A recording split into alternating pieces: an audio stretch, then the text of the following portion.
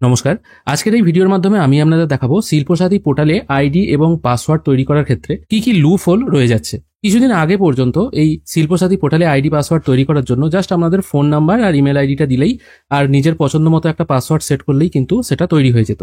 কিন্তু বর্তমানে দেখা গেছে আপনারা যখন অ্যাপ্লাই অনলাইন অপশনে এসে নতুন আইডি পাসওয়ার্ড ক্রিয়েট করার জন্য ক্রিয়েট নিউ অপশনে ক্লিক করেন, তখন আপনাদের এমএসএমই সেক্টর বলে একটা অপশন চলে আসে। অর্থাৎ আপনাদের এমএসএমই আগে রেজিস্ট্রেশন করতেই হবে, তবেই কিন্তু আপনি আইডি পাসওয়ার্ড পাবেন, না হলে কিন্তু পাওয়া যাবে না। এবার এই ভিডিওটি যারা দেখছেন তাদেরকে আমি প্রত্যেককেই বলে রাখছি, এটা শুধুমাত্র একটি সচেতনতামূলক ভিডিও। অবশ্যই এই ট্রিক্সের কিন্তু কোনো খারাপ ব্যবহার আপনারা করবেন না। এটা একটা ট্রিক্স বলতে পারেন, কিন্তু এই ট্রিক্সটা ইউজ করে অনেকেই ফেঁসে যেতে পারেন। কিরকম বলছি, যারা এমএসএমই সেক্টর অপশনে এসে এখানে আপনারা উদ্যম নাম্বার দিয়ে কন্টিনিউ করলেই আপনি নেক্সট অপশনে যেতে পারবেন, মানে ওখানে আপনাকে আইডি পাসওয়ার্ড সেট করতে হবে। এবার এখানে যে উদ্যম নাম্বার বা এমএসএমই নাম্বারটা দেবেন না, এটা কিন্তু ভ্যালিডেট হয় না। ভ্যালিডেট হয় না বলতে কি, এখানে আপনি যা ইচ্ছে বসিয়ে দিন, তারপর কন্টিনিউ করুন, দেখবেন আপনি নেক্সট পেজে চলে আসছেন। এবার এখানে আপনি আপনার ফোন নাম্বার, নাম, যা হোক ইচ্ছে নাম ইচ্ছে দিতে পারেন, সেগুলো পুট করে পাসওয়ার্ড ক্রিয়েট করলেই কিন্তু আপনি রেজিস্টার হয়ে যাবেন এবং আইডি পাসওয়ার্ডও পেয়ে যাবেন। এটা তো কোনো সিস্টেম না। যদি এমএসএমই রেজিস্ট্রেশনটাকে ভ্যালিডেশনই করা না হয় বা ভ্যালিডেট করা নাই হয়, তাহলে এমএসএমই নাম্বারের থ্রু রেজিস্ট্রেশন করার কি দরকার আছে? কারণ আপনি যা হোক উদ্যম নাম্বার বসিয়ে দিলেই তো কাজ হয়ে যাচ্ছে। এবার আপনি যে র্যান্ডম উদ্যম নাম্বারটা বসাচ্ছেন, সেটা অ্যাকচুয়ালি হয়তো কারুর সত্যিকারের উদ্যম নাম্বার হতে পারে। আপনি তো সেটি ইউজ করে আইডি পাসওয়ার্ড পেয়ে গেলেন। এবার যদি পরবর্তীকালে কোনো রকম সমস্যা হয়, তাহলে ফেঁসে যাবেন তো যার অ্যাকচুয়ালি উদ্যম নাম্বার তিনি। এবার উল্টোটাও হতে পারে, আপনি নিজেকে যদি স্মার্ট মনে করেন, আপনি কোনো উদ্যম নাম্বার দিয়ে, যে কোনো ব্যক্তির উদ্যম নাম্বার দিয়ে আইডি পাসওয়ার্ড ক্রিয়েট করে ফেলেন।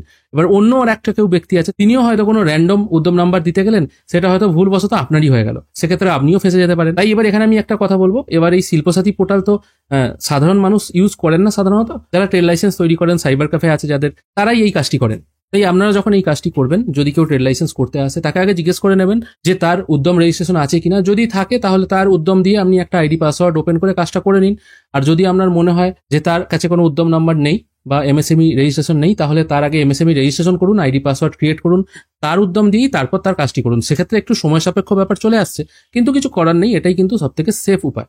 কিন্তু তা বলে কি অনেকে করছেন না? অনেকেই করছেন। অনেকে ডুপ্লিকেট উদ্যম নাম্বার দিয়ে নিজের নামে আইডি পাসওয়ার্ড খুলে কাজ করছেন। তাদের পরবর্তীকালে হয়তো কোনো সমস্যা হতে পারে। অনেকে বলবেন আমি হয়তো বড় বড় কথা বলছি বা ভাষণ দিচ্ছি, এটা অ্যাকচুয়ালি ব্যাপার ঠিক নয়। ওয়েবসাইট যারা মেনটেন্যান্স করেন তাদেরকেও এই জিনিসটা দেখা দরকার। উদ্যম নাম্বার যখন ভ্যালিডেট হচ্ছেই না, তাহলে উদ্যম নাম্বার দিয়ে আইডি পাসওয়ার্ড ক্রিয়েট করার তো কোনো প্রয়োজনই নেই। আগে যে সিস্টেমটা ছিল সেটাই ভালো ছিল। আর র্যান্ডম উদ্যম নাম্বার পুট করতে গিয়ে ভুল করে কেউ যদি আমার নাম্বারটাই পুট করে দেয়, সেক্ষেত্রেও একটা মুশকিল। আশা করি আমি কি বলতে চাইছি আপনারা বুঝতে পেরেছেন। আশা করি আজকের ভিডিও আপনাদের ভালো লেগেছে। যদি ভালো লেগে থাকে অবশ্যই একটি লাইক করবেন। ধন্যবাদ।